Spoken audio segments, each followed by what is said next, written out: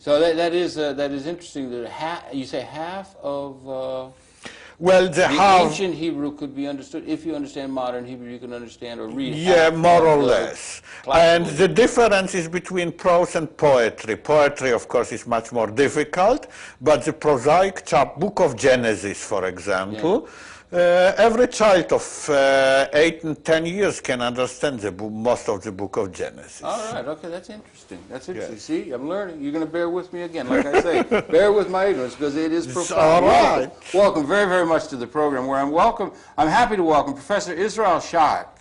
And he is a author of a more recent book we want to talk about, and many other writings, an intellectual from Israel, just visiting us now. And I want to show the book. It's called Jewish History, Jewish Religion, subtitled The Weight of 3,000 Years.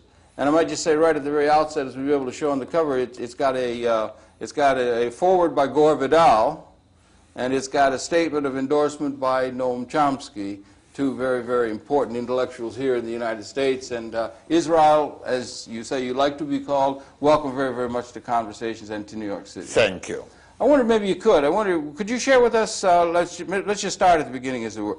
Why did you write this particular book? What are you trying to do? And this book is addressed, it's in English originally, you say you're going to translate it in Hebrew, but it's in English and it's addressed to the English audience, something like myself, a person in America. Why did you write the book? Because one of the important political facts about Middle East and about American policy and generally Western policy about modern East is that people don't know anything about Judaism, and Jews know even less about the real Judaism of not only of 3,000 years but about present people than the non-Jews know. Really? And yes, because they think that what their grandfather and grandmother practice is Judaism. And to give you an example, ask educated American Jew whether the Jewish religion is monogamic or polygamic, and he will think that it is monogamic. The beginning of monotheism, they would say. Not only, no, that Jews were for most of their history allowed to marry several wives, as many wives as they wanted, exactly like Muslims, and only by Christian influence and only in the last 1,000 years of history, they began to be ordered to marry only single wife. So these are some of the things that would not be understood if you were to ask an educated person himself. Yes. You think it's the same with Christians, or is the same perhaps with No, Muslims, Christians were allowed to marry only one wife. No, but I meant that they may not well understand their history. There's a lot of history, and it's hard to understand the whole of history or even one's own sense of history. And very often we don't know well enough Christians among a lot of other things. Christians are ignorant. Yeah, well. Jews, in addition to their ignorance, have a completely false idea that their folklore, that eating bagel with gefilte fish is Judaism. Well, okay. Which is even worse than plain ignorance. Well, all right. There's ignorances and ignorances, and you go into a number of them here, and you also go into, they would be thinking of the ancient times, of the time of David and so forth, and the ancient things. Well, and there are periods, and you have a classical period. Maybe what are the main misconceptions in your view that the Jewish people have? The main misconception is that there is a jump between what I call classical period, which is the biblical period, and the creation of the state of Israel, or let's say modern Zionism, and that nothing that happened in between, most of the Jewish history, is important. In my opinion, Judaism was created in this gap. It is completely different than what people could get from reading the Bible, the Old Testament. It is full of religious zealotry, of fanaticism, of hatred of the strangers. It is absolutely contrary to what Judaism is represented in the United States, but not in Israel. In Israel, we know, or many of us know what Judaism is, and that those elements have to be pointed out. Just as Americans should confront their own past, let us say slavery and racism and so on, Jews, and of course all interested in Judaism and Middle Eastern politics, should know about Jewish past, which is, let us say, as worthy of being criticized as past of any human group. Criticized and understood. And understood. You have two people here, Gore Vidal and Noam Chomsky, both of whom will have us look at our own past, Americans, Yes. and the present, and to understand the past and what's going on in radically different terms than the normal, established, conventional wisdom. This is why I admire them. Yes. And is this also something you want to do with this book? Yes. All right. And In that vein. Right. Yes, but in Israel there are two different problems. There is our treatment of Palestinians or our relations with Arabs. On this I am as unpopular in United States, let's say, like Gore Vidal and Noam Chomsky in America, and my treatment on Jewish religion. In this I am much more popular. In fact, I got the most wonderful review in our main paper. What was that paper? Haaretz. That's the major paper in Which Israel. yes, which is like New York Times here. The newspaper of record. Yes, and of course New York Times will not give a good review to Noam Chomsky. No, well, they do grudgingly, and increasingly they do. Oh, They I do, am glad. You know, a little bit. He gets A little in bit. there, I right, got right? a lot only a month ago. Because we are part of us are aware that our rabbis, the Orthodox rabbis, and here also the conservative rabbis, want to turn us into a theocracy. Theocracy. And they want to rule instead of having democratic rule. And this, among other things, will interfere in people's life. Okay.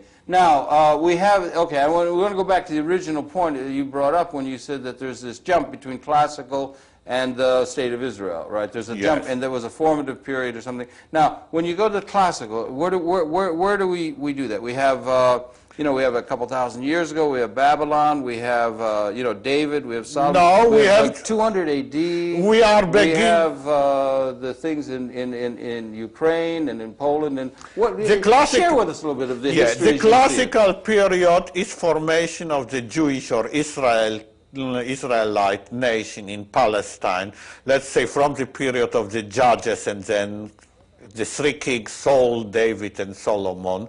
Let us say from the 11th century BC. It ends more or less with the Babylonian exile at 587 BC. Then a minority of Jews only return to Palestine and continue in completely another way the ordering of their society.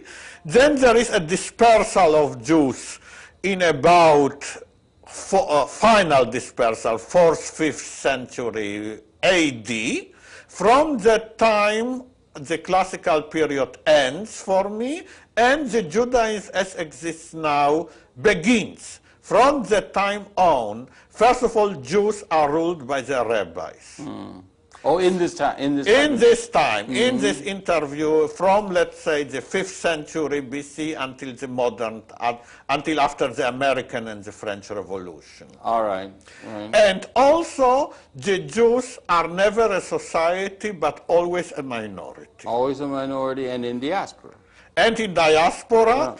And the minority, and this is a very important point, is always at the service of the rulers. All right, that's interesting. It is persecuted, but it is not as much persecuted as the peasants. The Jews are not usually, until modern times, at the bottom of the ladder. They are in the upper range. They are very far above the majority of human population, which were serfs and peasants and slaves. And they were used by the overlords often as bailiffs and as other kinds of and to things. Squeeze the others, exactly. And they were used in that certain sense because they were seen that where they were able to do that, and that put them, one of the points in your book is, that put the serfs, who they were putting pressure on in the interests of the overlords, who got the gain, but that put them in a very bad light in the terms of the serfs. Whenever they were able to garner power, they would direct it at very often the Jews. Exactly. Because they were serving the interests of the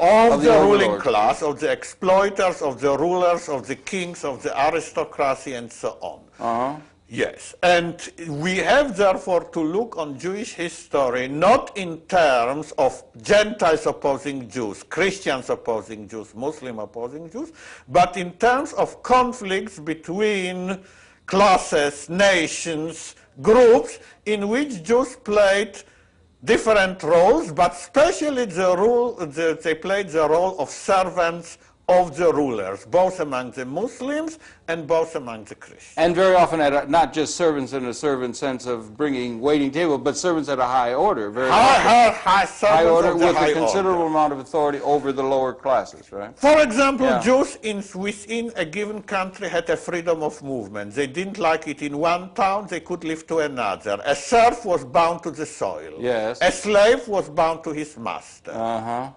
This immediately put them above the majority of the, let's say, the wretched of the earth, to quote Fanon. Yeah, there's going to be a general thing among Zionists and others. There's going to be a thing that there were pogroms. There was a constant condition of there being persecution against the Jews by the Christians, and this is part of it, part of the history. There is some of that, but is it overdone in the This in the is view of most overdone. people? There was a Put it in limit. perspective for it. There was a limit. Let me give you an example. There is one city in Europe from which the Jews were never expelled. This is Rome, because the Pope actually persecuted Jews, limited their right, but never expelled them. The same Pope would never have tolerated Protestants in his city of Rome, so long as he, and of course he would never tolerate Muslims praying in a mosque in the city of Rome, but there were, through all the course of history, Jewish synagogues. In Rome. In Rome. And in the same, the countries, Christian countries, or which never tolerate heretics, which burned all the time witches. Witches were not only pogromized at one specific period, but every witch which could be found was burned immediately. With Jews, there was a system of toleration with limited rights, but toleration. By and large, you're By saying and this was large, the case. toleration. Heretics, Muslims, and many other categories were not tolerated at all. They came to you. They came to England with the Normans, I think you said, in great Yes. number and served well. And at some point, Edward I saw fit to expel the Jews. The Jews were expelled from country to Yes. country. What would have been the dynamic by which the whole of the Jewish people would be required by one sovereign to be expelled, and under what conditions? And how is one to think when they are being expelled as a whole? Per people. I mean, Well, it sounds like persecution on large. It was And a how- persecution, all right. but the persecution is explained that they were mainly money lenders. Then he got Italian money lenders who lent him much more money at more favorable terms.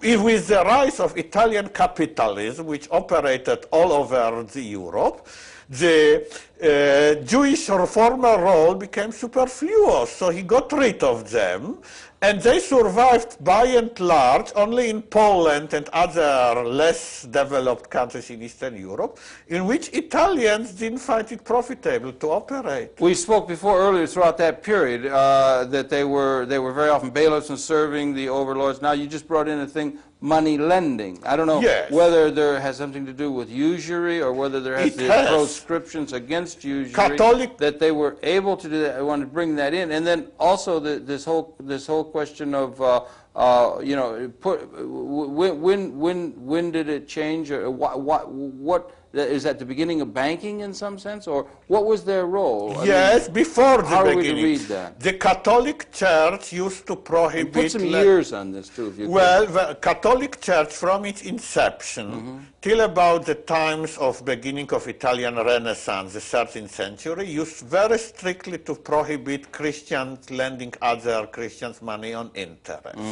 But it didn't prohibit Jews lending money of interest. How was this? Why? How did this come about?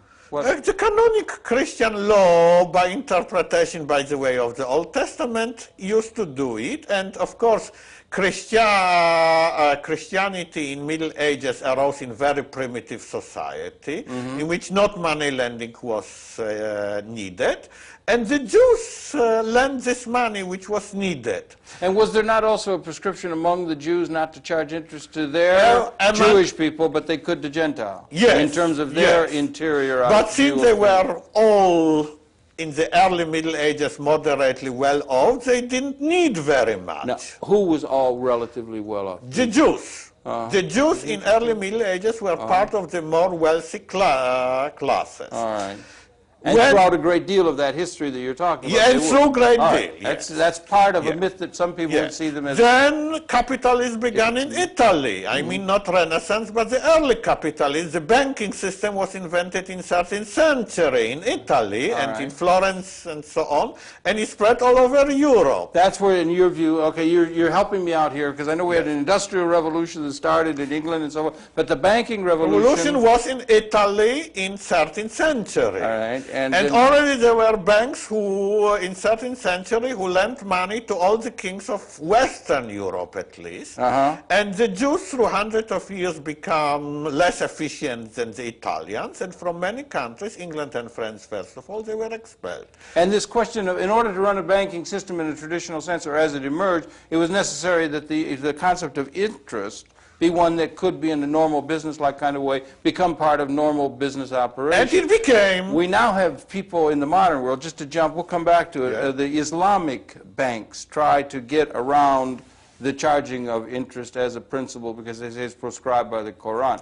This interest, but the World Bank and the international banking and the world banking system and the world economic system, the concept of interest is a core precept by which the world is economically organized. I believe that by my other ways around, they are finding ways to take interest under another name. And the same when Jews got to Eastern Europe, mainly to Poland, and where they found themselves in another less developed society, and where they become bailiffs and also working people, because there were very many of them, not small minorities, but 10% of Poland actually. So many of them were craftsmen and so. In the towns. In the towns, not so much on the land. Purely Jewish towns, many towns used to be. So they had also to learn to lend with interest to other Jews. So they found a way around. Okay. Like Muslims are now finding a way around, and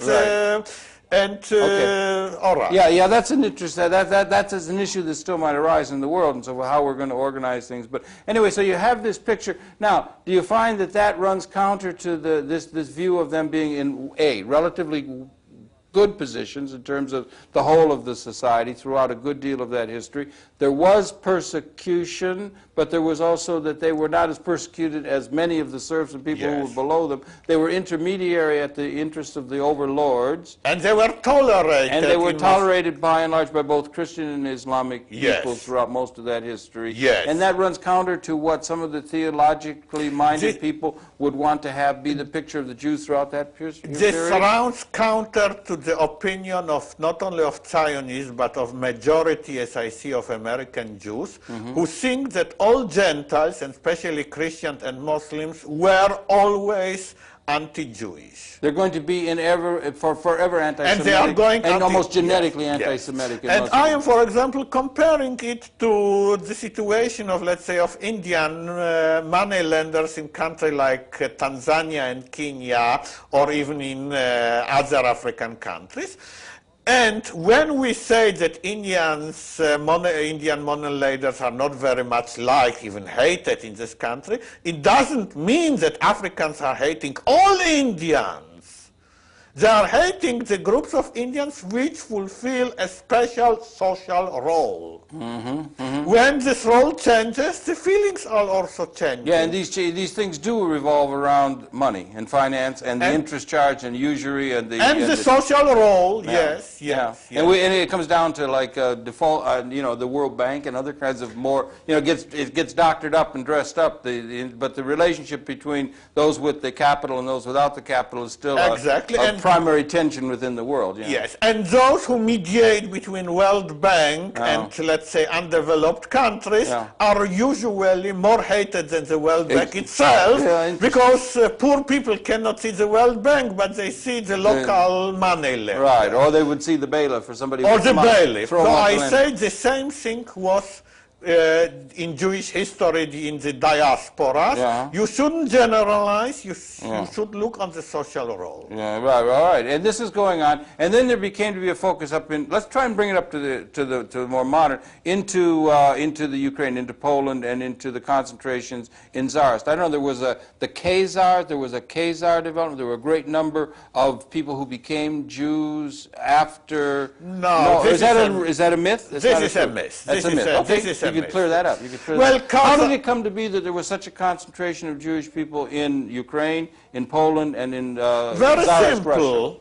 Very simple. The Jews who emigrated from Germany and other West European countries to Poland have found an undeveloped country, a thinly populated country, in which there were almost no towns. They, as town dwellers, founded new towns, little or settled in big towns. They multiplied, and in a very short time they multiplied to, as I tell you, to 10% of the country. The same thing happened to the modern history. You see the population of Eastern European Jews between beginning of 19th century and First World War, 114 years, increased sevenfold in spite of the big immigration to America. There is an increase for population when there are good conditions. Okay, all right.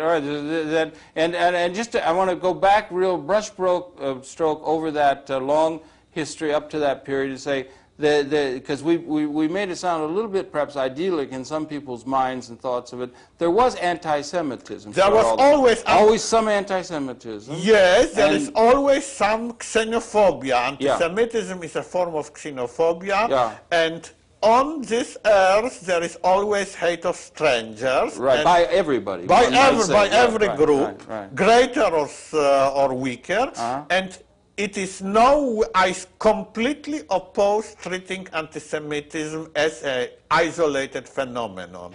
Anti-Semitism is a form of xenophobia, and Jewish chauvinism, Jewish hate of strangers, of Gentiles, is another form of xenophobia. But it was part of the story. Of course! So and now in Israel, it is even more part of the story, because Jews are powerful. Jews are now not servants of aristocracy or rulers. Jews are the rulers in Israel and are most powerful state in the Middle East. Absolutely, no doubt about it. And in diaspora, they were always not powerful.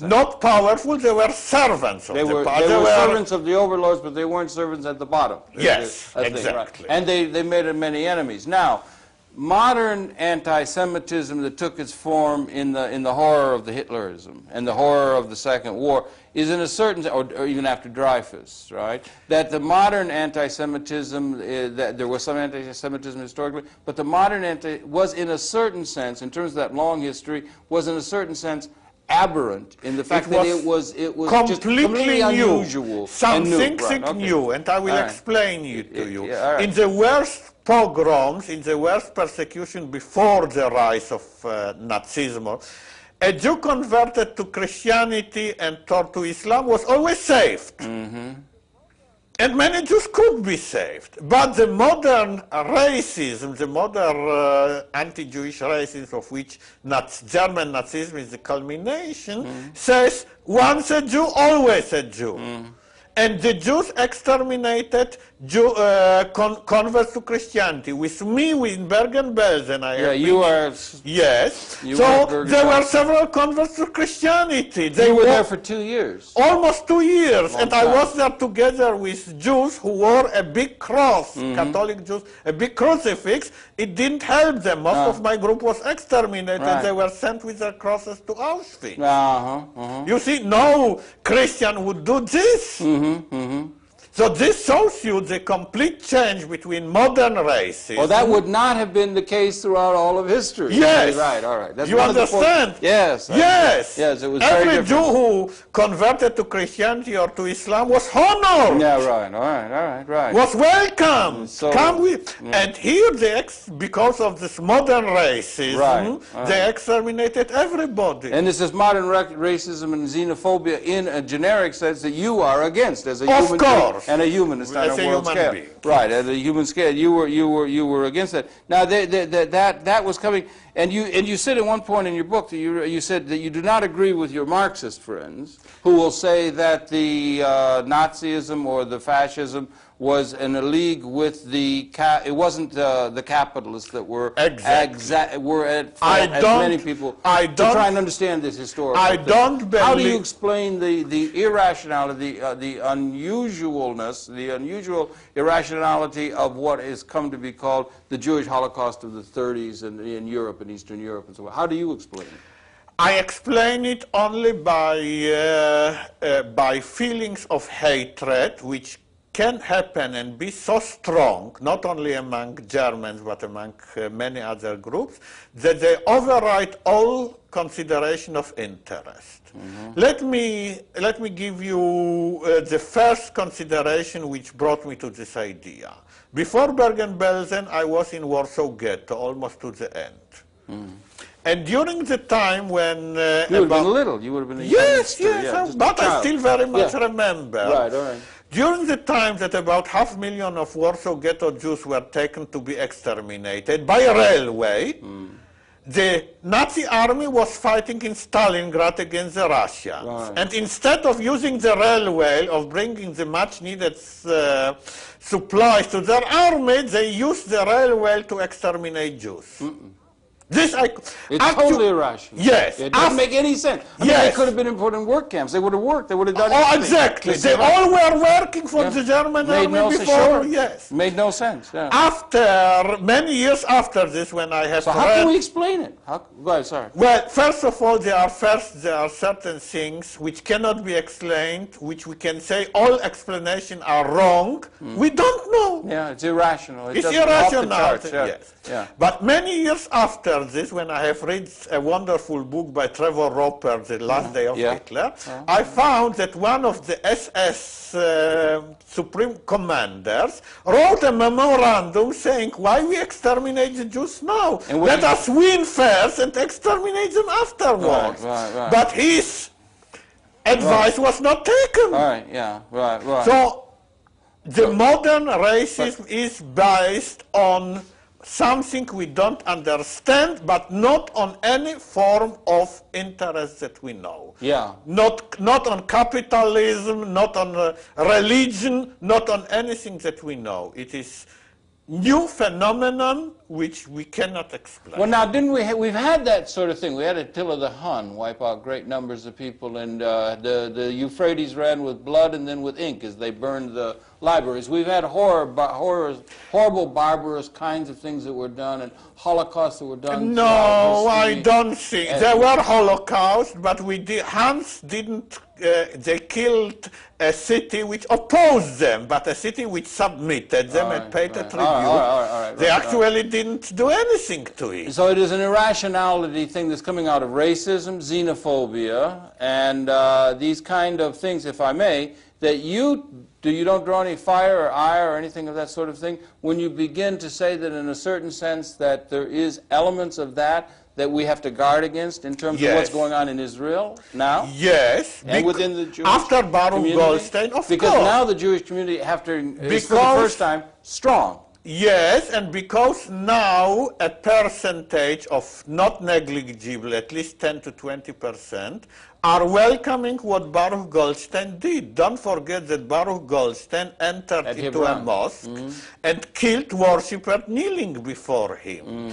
And that he's treated now by a certain section of Jews as a saint. Now we're into Israel proper, and the Zionism has happened. I mean, we were talking historically, the Zionism came as a development. It was led by the Ashkenazi by and large, right? And the Polish... Well, it was led by Jews, by secular Jews who rebelled against Orthodox Judaism, but Orthodox Judaism survived and influences many people in Israel itself. And that's one of the themes of your book, is that for the Jewish people, they were freed from the tyranny of the rabbis and of the Orthodox religio holding that the Jewish religion had been for many of the Jews throughout its history. Yes. That's another sub-theme of your book, right? Yes, and I am saying also that many things that you associate in this country with the Jews, for example, so many distinguished Jews in the last 200 years, the Jewish humor, and so on, are product of not of Jews, but of Jews who rebelled against Judaism. They rebelled against the Judaism in the intervening period, against themselves, against their past. Is it like the Protestant Reformation? Is it the Protestant? Like more like Renaissance. Except because, but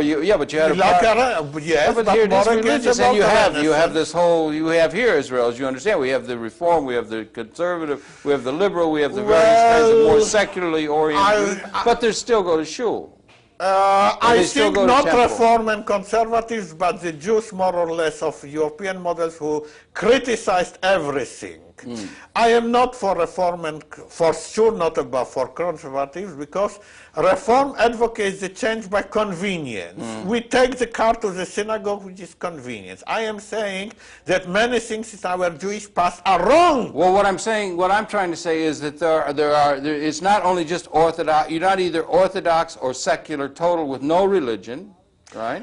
Or do you think that we should abolish religion as any grounding thing for the Jewish people at all? Would you like to do away with religion? Are there any mediating I think we should criticize religion. Like the Christianity criticize itself, maybe by the promptings of the others. After all, Christianity admitted that it was anti-Semitic. All the Christian denomination admitted it. Yeah, finally. They admitted that it supported slavery. They admitted many wrong things.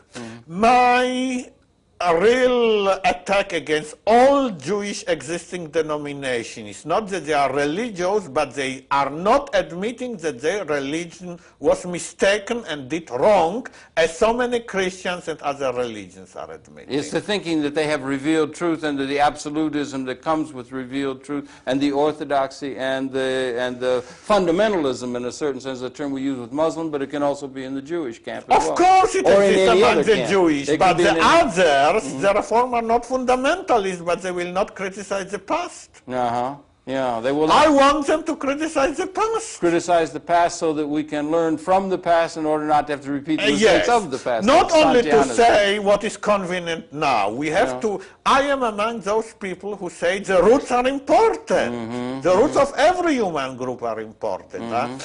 And therefore the Jews have to learn about their past, and learning means also criticizing. Yeah, and so the reaction to that, yeah, it might be, and there were some people who would have taken umbrage at the Jewish saying that they were the chosen people. They are the chosen people. That kind of ethnocentric view you can also find among the Hutsi and the Tutsi. You can find it among xenophobia is to be found among every group in the country.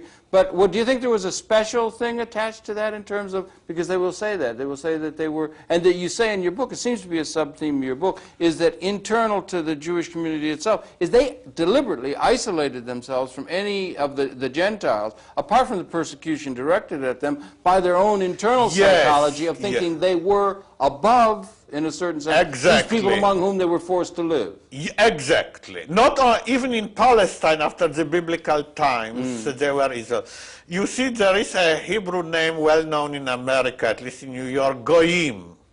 Goyim, Gentiles, which means this word doesn't exist in English. You don't have a word in English which will combine the Tutsi with the Japanese and with the Americans.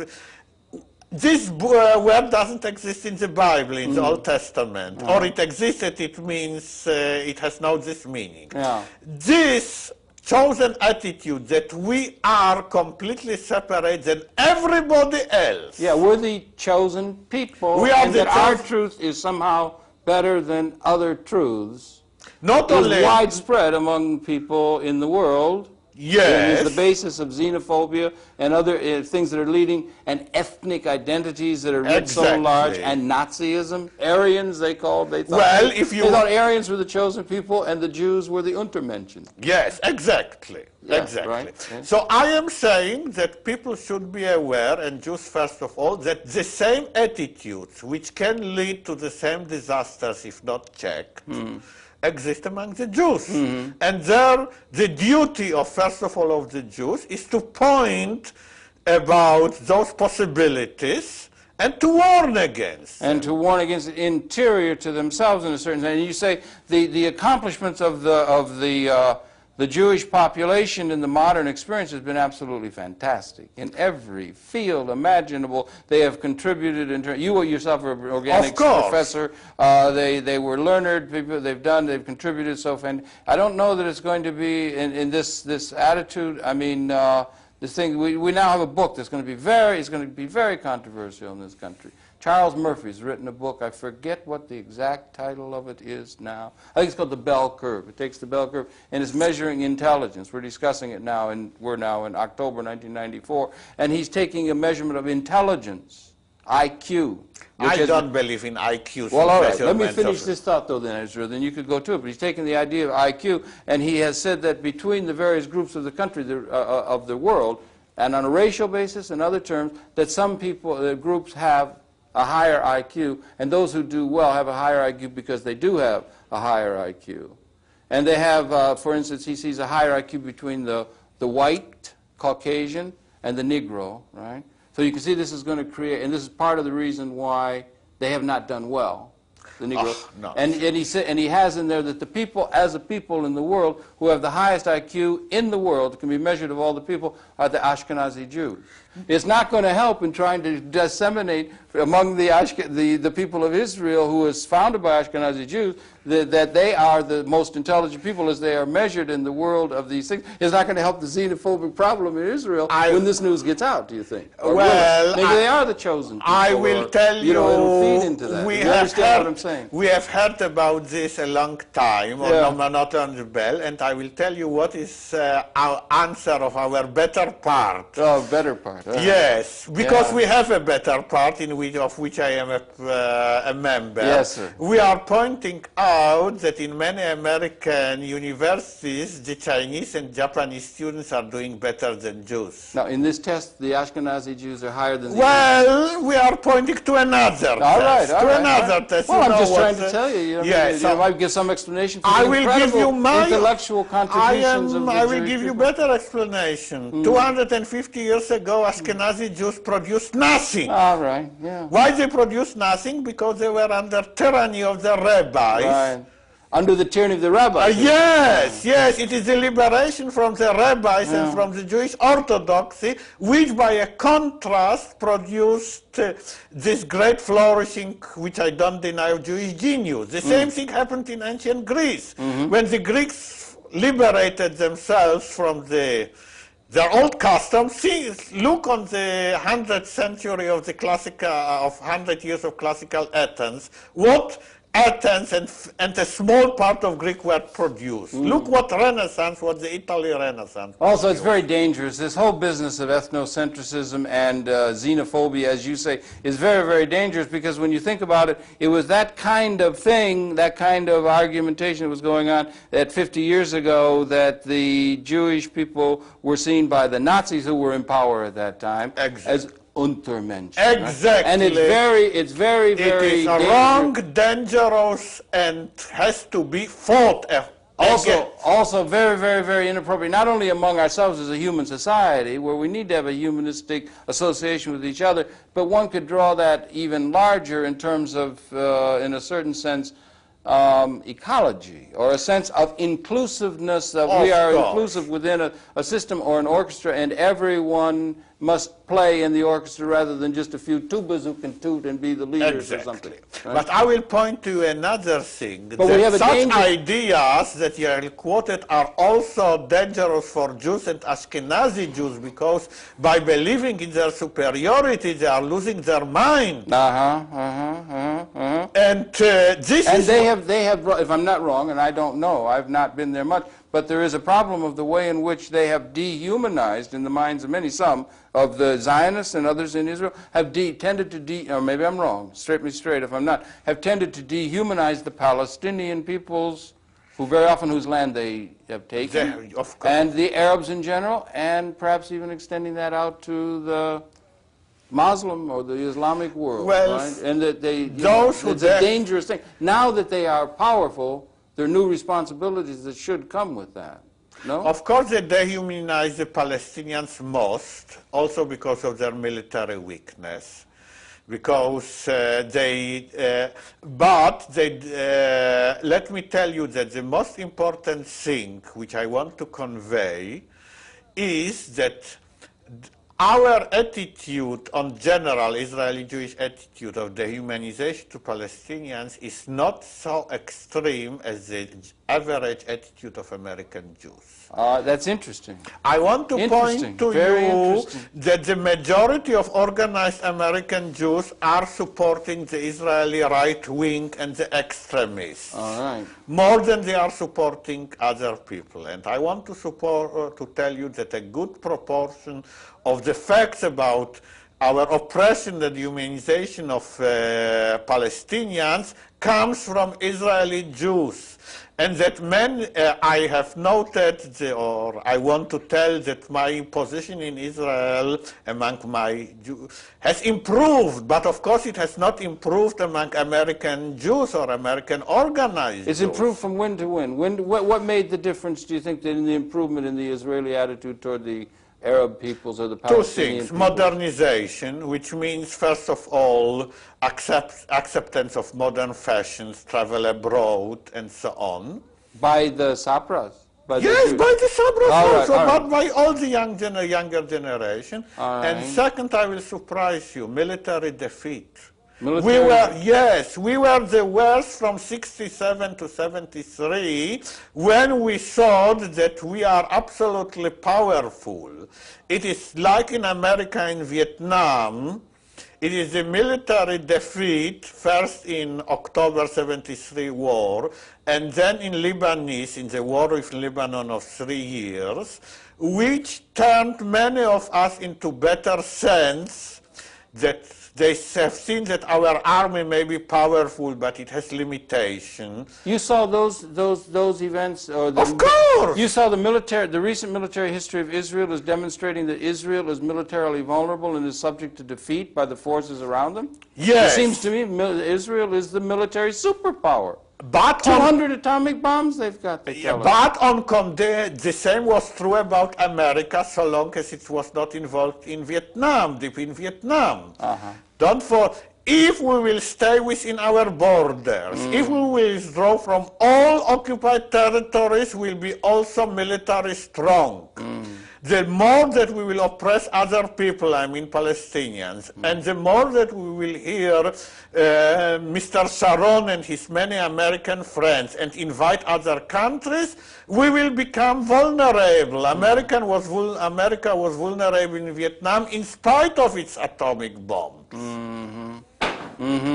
If we are staying within our borders, we are the strongest country in the Middle East. If we will strive for hegemony and if we will oppress another people, this is also a military weakness, in addition to injustice which comes Okay, first. so then the question becomes the borders. There's different kinds of borders. There are those who say must have Judea and Samaria. There are some who say that you must have Sinai into Babylonia. There are some in Cyprus, and there are greater views of it that have been written into the thing. And there are some who say you must come back from the West Bank, you must create a Palestinian state, a two-state solution. There are some who would say, radicals on the other side, who would say there ought not to be a state of Israel at all. And that you should have stayed where you were in diaspora, and the state of Israel, Zionist, the whole Zionist enterprise was wrong from the beginning. Those are some extreme positions that could be taken, and Well, first of all, even if Zionist enterprise was wrong, we are living where we are living. Maybe extermination of Red Indians was certainly wrong, but the people who made great majority of people who are living in the United States cannot go back from where they come. But you only have a handful of Red Indians. You're not surrounded by many more. If we were on the eastern seaboard in New York City and we were surrounded by many millions of our numbers of Red Indians, the situation might be different. Colonialism, if it was seen like that, European colonialist powers had to retreat from all around the world, all of Africa, India, they had to pull back everywhere, the European experience. And do we see the Israeli, the Zionist thrust being modernization tied into the West, and that being a tie-in of the West into that large Arab underdeveloped world, that we are going to tame that world and bring the Western model to that, and they will all become like America, and Israel is an extension of the West, and that it's an extension of the West into that Muslim world, and they are going to have to be brought around and learn like we learn and understand, and it is a conquering attitude that is held, and after all, they've won the war, and why shouldn't we be able to just dictate the terms? They were, after all, able to dictate the terms under which they were going to talk to any Palestinians whatsoever. And they are doing it from a position of absolute power. Now, that's the way some people see it. And why should we have to put up with these people complaining? Well, just some things to talk about. Well, I will take two parts of your long question. First of all, many of us are deluded that we can dictate to Palestinians, but the War of '73 persuaded great majority of us that we cannot dictate to Egyptians, and we actually returned all the Sinai. And now the strength of Syrian army has persuaded, let's say, half of us that we cannot dictate to Syrians. And funny as it sounds, it is true that we are respecting to some extent the Hezbollah because they fight well and were not defeated by us. But there is one very big difference between the Israeli Jewish society and colonialist society, which is that Tel Aviv is cleaned by now by Jews. All the, let us say, there are no Arabs in Tel Aviv, or very few Arabs in Tel Aviv, who do, let us say, the menial jobs. And in the Israel that I remember... Whereas they did in the past. I mean, not in all the past. Before '67, even Western Jerusalem was cleaned by Jews. And all Israel as it existed in '67 was practically run by Jews in all the jobs. So there was the big difference between Israel and the settler states and the colonialism is that by whatever means, I accept by unjust means, a society similar to Massachusetts in 18th century was created, which is in which it serves itself. Yeah, you say you accept the injustice. You accept the injustice delivered down on the Palestinian people, and there were some who backed off from that. But you, at the same time, are trying to, in a certain sense, if I may, you're trying to, in a certain say, we must, as Jews, divorce ourselves from the ancient historical ties to that land and the ancient historical myths and mythologies that we have. And yet Zionism is, in a certain self, tying itself to that old history and saying this piece of real estate is unique and it's part of the Zionist This I oppose, because actually Tel Aviv is not mentioned in the Bible except as a town in Babylonia. No, but the land is. The land is. The land of Jerusalem. And for thousands of years they said next year in Jerusalem. And there is that special tie coming out of the history. And while we want to remember the history, you also want to remember the thread that would give a special tie to this territory that is the basis of the Zionist claim of the earth. Even this is falsification, you know. Excuse me, because you are... next year to Jerusalem means attachment to the temple. What the Jews were faithful the 2,000 years, what they prayed. What they hoped for was a re-establishment of the temple and the animal sacrifices. Well, maybe that's coming. They're going to maybe, but this is what I am opposing. Yeah, but you're opposing it. But doesn't that give a certain kind of special quality to the let's take loaded terms. The invasion by Ashkenazi and North American Jews to take over the land of the Palestinians and to take it over, that there's a reason behind that, and the reason is based on the historical ties the Jewish people had to that part of the world, and that necessarily is tied into much of the Old Testament and the old thinking and the, the Ptolemaic thinking and that sort of thing. And this is what I am denying. Right. And this is what I am denying absolutely. I base my claim only on the existence of Israeli Jews who think themselves Israeli Jews, who are a living community, and for whom Israel in 67 borders is their home. So then the reason that Israel, and the main claim, and in a geopolitical sense, the main claim that Israel has to have the state of Israel there and to have the limits that they can achieve and so forth is a geopolitical one. In a certain sense, they have the geopolitical power to be able to exert themselves. This is their claim for the years of Reagan or maybe of Clinton also. And also that they've been able to garner, in an incredibly effective way, the support of so many people within the Jewish community in North America to get us to put $5 billion a year into Israel and to establish that as an outpost of Western civilization on the Eastern Mediterranean. So their claim, but this is why the ignorance of American Jews and of Americans about Jews has to be combated. This is why I've written my book. To say that the claim of Jews to represent the West is first of all wrong. The Jews, the authentic Jews, don't see themselves as representing the West. They see themselves as chosen people. By definition, therefore, the West are not part of the chosen people. They are Gentiles. They are goyim. Right.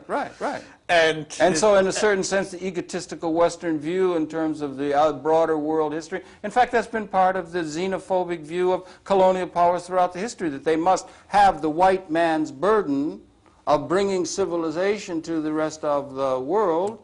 And, maybe the thing is that there's another book that's popular now in the United States called In Support of Elitism, I think it's called. But the question is, there are certain elite peoples, and we should recognize, and this trend and this tide, I'm afraid, is happening in our country, and I don't know if it's happening in Europe as well, an assertion of the Western civilization's need to bring their institutions to the world. The World Trade Organization, the multinational corporations are coming now, so that the powerful are going to be able to lead the weaker of the world, and that's well the way it ought to be. This kind of view of the world just based on pure geopolitical power and strength and economic power and strength.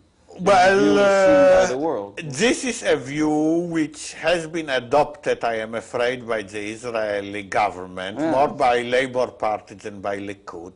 Rabin happens to be the greatest admirer of the World Bank and of IMF and of Reagan and Nixon, of all prime ministers of Israel. Well, they're going to get Reagan and Nixon supporters coming stronger in this country all but the time. This is what I am opposing, and I am also pointing to the contradiction in these views.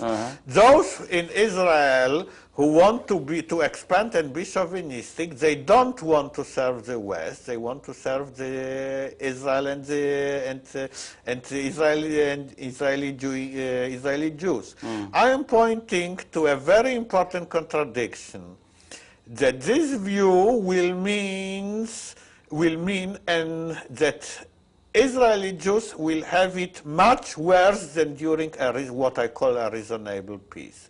Because if they persist in this, they will be more, not only they will oppress and kill others, they will be also kill themselves. And if I may, it may be that we also have a thing to learn in the United States, is that it is not by as much as that might be a tempting nectar to taste, as it were, having been in diaspora for so long, that the ability to have the military power to impose your will upon a people does not necessarily lead to a system that, out of the justice of the system itself or the appropriateness of the system itself, gives you peace. That through an imposed military power, and that for the first time in a couple thousand years they have military power, and that's heady We stuff. will never have peace until we will be integrated in a democratic Middle East, and if we will not accept all the peoples of the Middle East as our equal, and if we will not renounce any role imposed by the West, or rather I would say by American establishment, for keeping security or keeping peace for it. And in this, I want to say to you, you mentioned the American money flowing, so much American money flowing to Israel. $5 billion a year, I think, no? About Over like the this long in haul. real Couldn't terms, have existed, in the last year. couldn't have existed without it. No, it is not true. Israel right. didn't receive any American money until the War of 73. Okay. And okay. Israel existed very well between, let's say, before 67 without American money. Okay, okay. The American money was given it, in the word of our satirist, my master feeds me and I bite the people whom he tells me to bite. This is called strategic cooperation. End of quotation.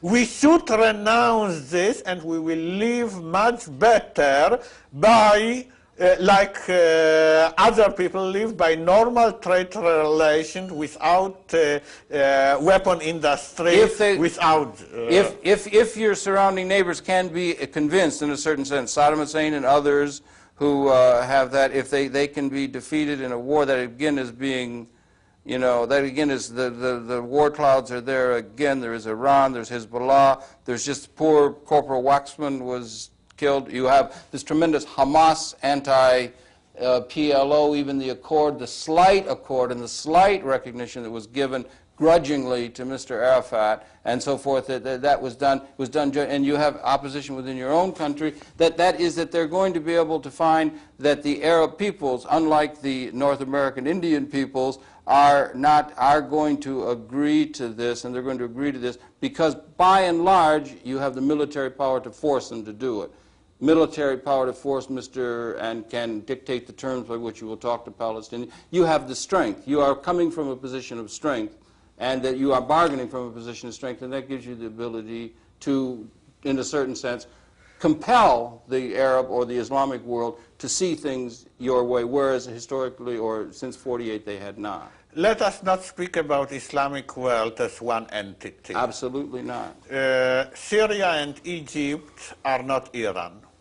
And let us take the two parts of the question apart. Let us take the states around us, and let's take the Palestinians. We only have a couple minutes left. So all right, so I will speak about Palestinians. This is the most important thing. I assure you now, as a realist interested in Israeli politics and who knows very well the Palestinians under their rule, that if after the Oslo, I don't agree to Oslo, but if after the Oslo, Israel would be generous in few things not affecting security, like in freeing all the Palestinian prisoners who after all can be arrested in any time, the Hamas power would have collapsed. Hamas power has from the beginning proceeded, first of all, from Israeli cultivation. Hamas was practically founded in late 70s under Israeli protection against PLO, and Arafat was then strong. But it proceeds from the oppression which is inflicted on Palestinians in few insufficient things like in freeing of prisoners, in restoring the confiscated lands, part of them are not used. Israel would be truly generous immediately after the Oslo. Waxman would be alive. Yeah, but they haven't been, and there's still forces that do, and there will be reactionary forces among the Israeli people who want to break bones as they did, you know, during the Intifada and so forth. So the problems are still there. It's still the flashpoint of the world in a very real sense, in the most dangerous area of the world. And I think the Hebron shooting, the killing of Mr. Waxman, Mr. Arafat is in trouble. He can hardly get any support for whatever the few things that he's trying to do. Are not there. And then you also have, just at the last minute, you have the Natura Carta, who were the ultimate Orthodox people who take a larger view and say that the whole venture of Zionism by these secular-minded smart alecky, secular-minded modernists and so forth who disregard the fact that it was the call of the Torah that this was to be done peacefully, with first respect for the people who were living there, and after Mashiach, this is all to be thought of as being part of the mythic pattern that we should try and divorce ourselves from. We have about 30 seconds. Well, I will tell you that although I am pessimistic for the short run, and things will get probably worse, especially in regard to Palestinians, I am optimistic in the longer run because I think that democracy is going to win among the Israeli Jews and also among our Arab neighbors. It's got to win out in the whole world. Really. In the whole world, of course. Sir, welcome. Thank you very much. It's been your pleasure to have the Perception. Israel Shahak. Forward by Gore Vidal, written by Noam Chomsky, published by Pluto Press. Pluto Press and distributed by Westview in this country. All right. Jewish history, Jewish religion, the weight of 3,000 years. Happy to be able to bring you those perceptions. We invite you to tune in again next week. We'll be coming back then. Israel, once again, welcome very, very much to New York City. Thank you for participating. Have a wonderful tour here in New York City. Right? Thank you very much. Okay. See you next week. That's it. Goodbye. And again, welcome very much for coming. Thank you.